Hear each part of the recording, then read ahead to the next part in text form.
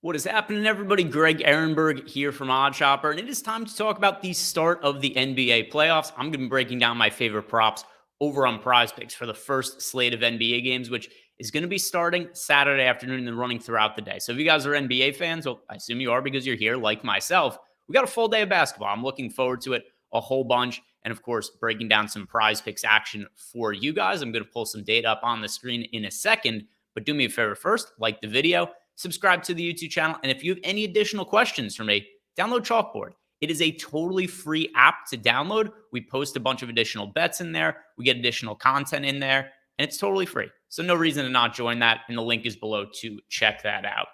Let's get this up on screen. So this is data from our pick'em package over at stochastic.com. So this is going to cover PrizePicks, most notably. That's what you guys are here for. But in addition to that, we also have Underdog, and then we also have in here no house advantage. So you're going to find projections for all of those sites in here, and it includes the props, our projection, and our projected odds for each of those props to win. So these are top projected ones on the board, and I'm about to break down the ones that stand out the most to me and some of the reasoning why. And I think you guys can go out and build a PrizePicks card based around this. If you guys haven't signed up for PrizePicks, use the link below. It's going to get up to a $100 bonus on your first deposit. If you're here, stands to reason you guys are probably already on PrizePicks, but if you're stumbling across that, we've got that link for the deposit bonus. Now, let's start by talking about Evan Mobley and a fairly low rebound prop for Evan Mobley. It's over under 8 rebounds. We've got him projected for 10, our number one prop on the board, and it's playoff time.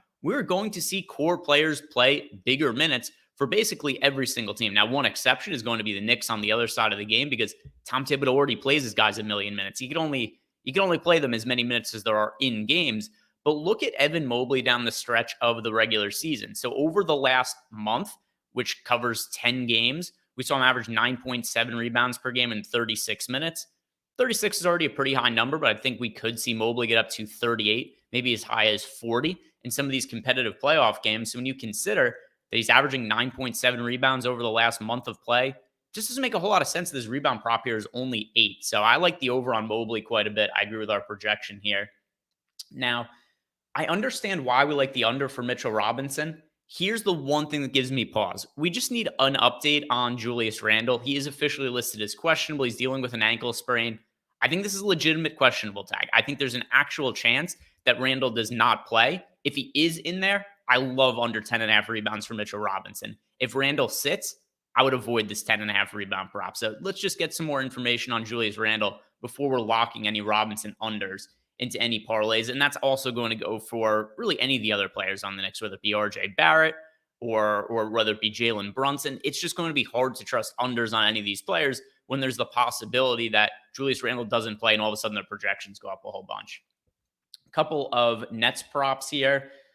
Royce O'Neal, skip this one for now. I don't have too much to add, but 2.5 assists is a fairly low number there. 9 assists for Dinwiddie, super, super high prop. And I know that Dinwiddie put up a lot of really big assist numbers down the stretch of the season, but this is a brutal matchup for him on the road against the Philadelphia 76ers. Sixers nearly 10-point favorites. This is going to be the first playoff game of the day. And also, just such a low total in this spot. And really goes to show how much books are expecting this to be a down-pace matchup.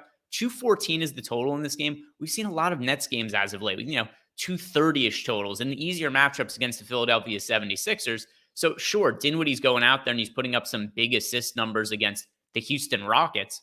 Different ballgame now in the playoffs. The pace slows down, the competition improves. So these games where Dinwiddie was putting up 16 assists against the Pistons, 14 against the Magic, I don't think that continues in the playoffs. So I do agree with our projection here. I like under 9 assists for Dinwiddie.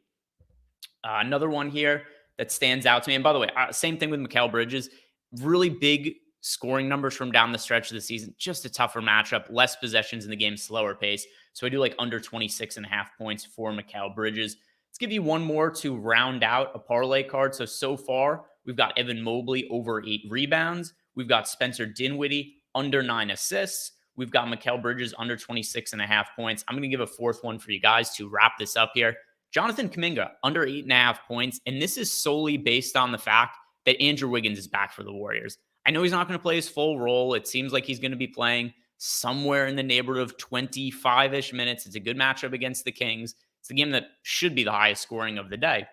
But just the overall idea that we've got Andrew Wiggins back in the mix, it's going to cut into the counting stats of Jonathan Kuminga. Less usage for him when he's on the court. He's going to get less time on the court in general.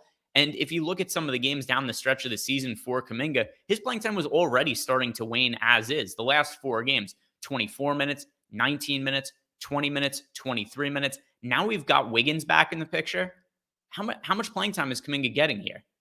I don't think it's going to be all that significant. If you look at the beginning of the season, when we had a fully healthy Warriors team, Kuminga was only playing like 8 to 15 minutes per game. I think that's what we're probably going to get to start the playoffs with Wiggins back in the mix. So just the lack of playing time has me liking Jonathan Kuminga under 8.5 points. So recapping what we went over here, I like Evan Mobley over 8 rebounds. I like Spencer Dinwiddie under 9 assists. I like Jonathan Kuminga under 8.5 points. I like Mikal Bridges under 26.5 points. 4 play flex option over at PrizePicks. Take advantage of this. If you have any questions for me, go and check out our chalkboard channel. Download it totally free. Any questions you have, you could ask me. By the way, the data I just had on screen, we have this pick and package available. Less than $5 you could get it for if you sign up using the link we have below. So go check out our pick 'em projections. Encapsulates PrizePicks, No House Advantage, and Underdog. All those pick 'em sites, you get in projections there. So that does it for me. If you guys didn't do it yet, like the video, subscribe to the YouTube channel. Have a great weekend and enjoy the start of the NBA playoffs.